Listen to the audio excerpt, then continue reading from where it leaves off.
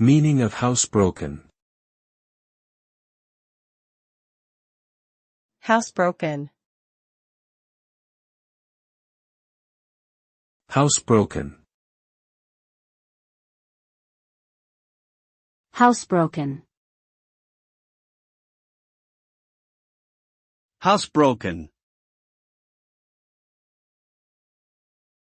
When we describe a pet as housebroken, it means that the pet has been trained to urinate and defecate outside or in a designated area inside the house, such as a litter box. The pet understands where it should go and consistently follows the rules without any accidents.